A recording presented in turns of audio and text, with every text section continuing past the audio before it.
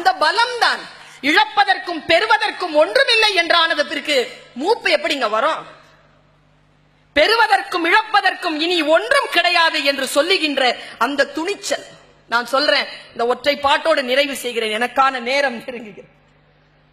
என்னெல்லாம் கடல்ல நீந்த விடணும், இப்படி எல்லாம் டியூப் கட்டி நீச்சல் குளத்துல போடப்படாது. தமிழ் பேசும்போது ஒரு பாட்டு சொல்லி முடிக்கிறேன். குரங்கு இருக்குல்ல, குரங்கு, கோவத்துல சொல்லல, ஆசையில சொல்ல. தமிழ்ல ஆம்பளை குரங்குக்கு ஒரு பேரு, பொம்பளை குரங்குக்கு ஒரு பேரு. தமிழ்ல எத்தனை பேருங்கிறீங்க? ஒரே ஒரு விஷயத்துக்கு 1000 பேருங்க. தமிழினுடைய பலம் அது. நாம் சொற்களை இழந்துட்டதுனால வேற்று மொழிகளை நாம் கடன் வாங்கி கொண்டிருக்கிறோம். நம்முடைய சொல் வளம் மிகப்பெரியது. பாருங்க, ஆண் குரங்குக்கு வானரம்னு பேரு, பெண் குரங்குக்கு மந்தின்னு பேரு. குரங்கனுடைய இயல்பு என்னன்னா, எதனாலும் பிச்சு தான் மட்டும் சாப்பிடும், பக்கத்துல இருக்கிறவங்களுக்கு பகிர்ந்து கொடுக்காதுங்கிறது ஒரு இயல்பாக வெளியில இருக்கின்றவர்கள் சொல்கிறார்கள். குற்றால குறவஞ்சியில் பாட்டு எழுதுகிறான் புலவன் திரிகூட ராசப்ப கவிராய். என்ன எப்படி எழுதுற பாருங்க, தமிழ் எவ்வளவு ருசியானது பாருங்க. சிலம்பு கேட்டிருப்பீர்கள், குற்றால குறவஞ்சி கேட்டது இல்லையா? சொல்றேன். ஆம்பளை குரங்கு உட்கார்ந்து இருக்கு, பொம்பளை குரங்கு உட்கார்ந்து இருக்கு. ஆம்பளை குரங்கு போய் பொம்பளை குரங்கு கிட்ட ஒரு பழத்தை கொடுத்து கொஞ்சுதான், சாப்பிட சாப்பிடன்னு கொஞ்சுதான். அந்த பொம்பளை குரங்கு மாட்டேன் மாட்டேன்னு திரும்பிக்கிச்சான். சரின்னு வேண்டா வெறுப்பா எடுத்து புடுங்கி சாப்பிட்டு இருக்கு. கீழெல்லாம் சிந்துச்சான்.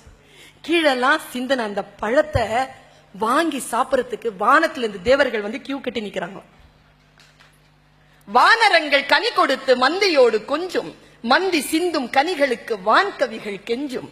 காணவர்கள் விழியறிந்து வானவரை அழைப்பர், ககன சித்தர் வந்து வந்து காய சித்தி விளைப்பர்.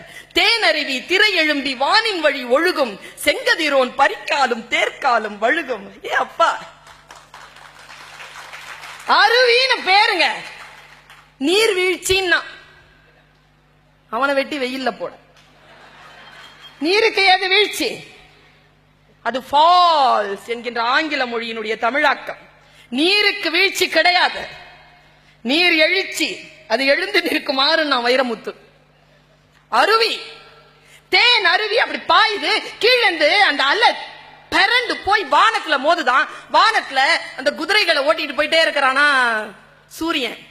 அந்த தண்ணி பட்டு அந்த குதிரையினுடைய காலம், அந்த தேர் சக்கரம் அப்படி வழுக்கிருச்சான். தேனருவி திரை எழும்பி வானின் வழி ஒழுகும், செங்கதிரோன் பறிக்காலும் தேர்க்காலும் வழுகும். கூனலிலம் பிறை முடித்த வேணி அலங்காரர், குற்றால திரிகூட மலை எங்கள் மலை என்றான் திரிகூட ராசப்ப கவிராய். ஒன்னு சொல்றேங்க, இந்த இனம் வாழும். 89 பிடிச்சிருக்கோம்ல, விடமாட்டோம், வாழ விடுவோம்.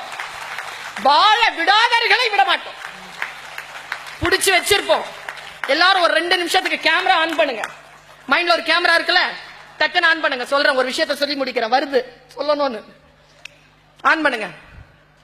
ஒரு பொட்டல் காடு, ஒரு மான் ஓடிக்கொண்டிருக்கிறது. தட்டு தடுமாறி ஓடிக்கொண்டிருக்கிறது மான், ஒற்றை மான் ஓடிக்கொண்டிருக்கிறது. பின்னால் திரும்பி பார்த்தால் ஒரு வேடுவன் நின்று கொண்டிருக்கிறார், அம்பு வைத்துக் கொண்டு. பயந்து பயந்து ஓடுகின்ற மான் என்ன செய்வது என்று தெரியாமல், ஒரு மரத்தினுடைய ஒரே மரம் இருக்கிறது, அந்த மரத்தின் நிழலில் நிற்கிறது. கால்கள் எல்லாம் நடுங்க நின்று கொண்டிருக்கிறது மான். திரும்பி திரும்பி பார்க்கிறது. சற்று தூரம் தான் காடு. இதோ நுழைந்து விடலாம் என்று காலடி எடுத்து வைக்கின்ற பொழுது காடு தீப்பற்றி எரிகிறது. சரி, அந்த புறம் போய்விடலாம் என்று இப்படி திரும்புகின்ற பொழுது அங்கே காட்டில் இருந்து தப்பி வந்த ஒரு புலி காத்திருக்கிறது. என்ன செய்வது? இந்த பக்கம் போகலாம் என்று இந்த பக்கம் திரும்பினால் அங்கே பேர் இடி ஒன்று இடிக்கிறது. பயந்து விதி விதிர்த்து கொண்ட அந்த மான் கொஞ்ச நேரம் நிற்கிறது. அதற்கு பிரசவ வலி. இவ்வளவு பேராபத்துகளோடு இருக்கக்கூடிய அந்த மான் தன் புத்தியிடம் பேசுகிறது. நான் என்ன செய்வது? அதன் புத்தி அதனிடம் சொன்னது, காட்டிற்குள் போய் அழிய போகிறாயா? மானிடம் போய் அந்த புலியிடம் போய் சாக போகிறாயா? அல்லது வேடையிடம் போய் செத்து போக போகிறாயா? அல்லது இடிக்கு பலியாக போகிறாயா? பயப்படாதே, நில். இயற்கை உனக்கு கொடுத்திருக்கக்கூடிய ஒரே ஒரு கடமை இருக்கிறது, இந்த குட்டியை ஈனுவது. அதில் மட்டும் கவனத்தை செலுத்து, பிறகு பார்த்துக் கொள்ளலாம். அது உடனடியாக தன்னுடைய குட்டியை ஈனக்கூடிய அந்த இயற்கை தந்த அந்த கடமையை செய்கிறது. அந்த கடமையை செய்யக்கூடிய அந்த சூழ்நிலையில் அதை பார்க்கிறான் வேடன். பார்க்கின்ற பொழுது நாம் எல்லாம் தான் வேடர்கள். அதை பார்க்கின்ற பொழுது மனம் என்னமோ செய்கிறது. அப்படியே அந்த பிரசவம் ஆகிக் கொண்டிருக்கக்கூடிய அந்த மானை பார்த்த வேடன் கொஞ்சம் திரும்பி பார்க்கிறான். அங்கே புலி நிற்கிறது. இந்த புலி அந்த பிரசவ வாடைக்கு வந்துவிடக் கூடாது என்பதற்காக நேராக அம்பை திருப்பி அங்கே எய்கிறான். புலி காயம்படுகிறது. காயம்பட்ட புலி வேடனை துரத்துகிறது. 2 ஆபத்தும் காலி. அங்கே இடி இடித்ததில்லையா, பெருமழை பெய்கிறது. பெருகிய மழை காட்டு தீயை அணைக்கிறது.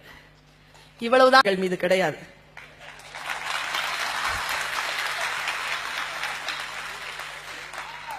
ஒரு பாட்டு மட்டும் சொல்றேன். தமிழ் எவ்வளவு ருசியானதுன்றதை சொல்லிட்டு போறேன்.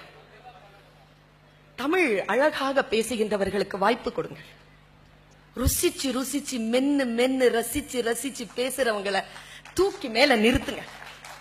மற்றவர்களை நகைப்புக்குள்ளாக்கி ஆபாசமான விஷயங்களை பேசுகின்றவர்களை புறம் தள்ளுங்கள். தமிழ் ரொம்ப உயர்வானதுங்க, ரொம்ப அற்புதமானது. பொங்கு கனங்குழை மண்டிய கெண்டை புரண்டு புரண்டாட. ஒரு பொண்ணு பந்தாடுறாங்க. என்ன பொண்ணு பந்தாடுறா, அழகா ஆடுறா, பந்தாடுறா, குறவஞ்சி பேசுது. பொங்கு கனங்குழை மண்டிய கெண்டை புரண்டு புரண்டாட உடல் மங்குலில் வண்டு கலைந்தது கண்டு மதன் சிலை வண்டோட இனி இங்கிது கண்டு என்படும் என்படும் என்றிடை திண்டாட உயர் பங்கைய மங்கை வசந்த சவுந்தரி பந்து பயின்றாட. பந்தாடுறாங்க ஒரு பொண்ணு. அவ கண்ணு மீன் மாதிரி இருக்குதான். அந்த மீன் இந்த காதுல இருக்கக்கூடிய குழை இருக்குல்ல, அதுல வந்து அப்படி பார்த்துட்டு போதான். பொங்கிய பொங்கு கனங்குழை மண்டிய கெண்டை புரண்டு அப்படி எழுதுவாங்க. தமிழ் ருசியானது. அதை கெடுக்கிறோம். உங்களுடைய விரலை நறுக்கணும்.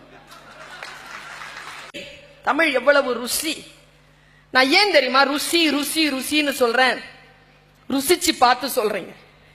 ருசிச்சு பார்த்து சொல்றேன். நான் உருது பேசுறேன் தானே, எனக்கு ஆங்கிலம் சரளமாக பேச தெரியும், எனக்கு அரபி தெரியும், ஆனால் ஹிந்தி தெரியுங்க. இதெல்லாம் தெரிஞ்சுக்கிட்டு சொல்றேங்க. யாமறிந்த மொழிகளிலே தமிழ் மொழி போல் கிடையாதுங்க. தமிழ் மொழி போல் இனிமையானது கிடையாது. அந்த தமிழை இந்த சமூகத்திற்கு ருசிக்க தரக்கூடிய வாய்ப்பு நாம் ஏற்படுத்தி ஆக வேண்டும். பாரதி என்றால் எந்த ஒரு இனத்திடம் இருந்து மொழி அபகரிக்கப்படுகிறதோ அப்பொழுது அது தாழ்ச்சி அடையும். அப்பொழுது தாழ்ச்சி அடையும். இனத்தில் இருந்து மொழி அபகரிக்கப்பட அனுமதிக்க கூடாது. நாம் தமிழை ருசிக்க வேண்டும் என்பதற்காக சொல்லுகிறேன். இப்பொழுது பாகுபலின்னு ஒரு படம் வந்ததுங்க. அந்த படத்தை இயக்கிய இயக்குனர் தமிழர் கிடையாது. அவர் ஒரு தெலுங்கர். அவர் ஒரு பேட்டி கொடுத்திருந்தார். நான் விகடனில் வாசித்தேன். அந்த பேட்டியில் அவர் சொல்லுகின்ற பொழுது நான் ஒரு நிமிஷம் சட்டுன்னு எழுந்திருச்சு நின்னேன். அவர் சொன்னாராம், அந்த படத்தினுடைய வசன கர்த்தாவை அழைத்து சொன்னாராம், நீங்க எப்படி இந்த படத்துக்கு வசனம் எழுதணும் தெரியுமா?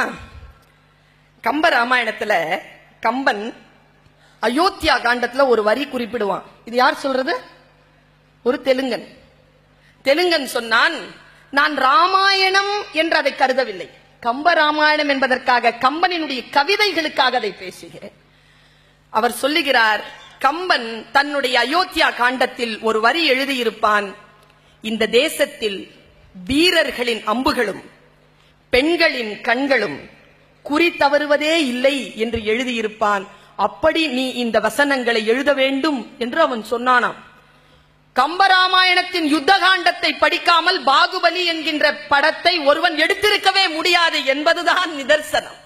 நம்முடைய நாட்டிலே இருக்கக்கூடிய தமிழ் இலக்கியங்களை, பேர் இலக்கியங்களை நாம் வாழ வைக்க வேண்டும். நாம் அதை நம்முடைய அடுத்த தலைமுறைக்கு கொண்டு செலுத்த வேண்டும் என்பதுதான் இந்த பிறந்த நாளில் இந்த தமிழச்சியினுடைய வேறு வேண்டுகோளாக இருக்கிறது. நம் குழந்தைகளுக்கு தமிழை அறிமுகப்படுத்துவோம், அவர்களுக்கு தமிழை கொண்டு செலுத்துவோம்.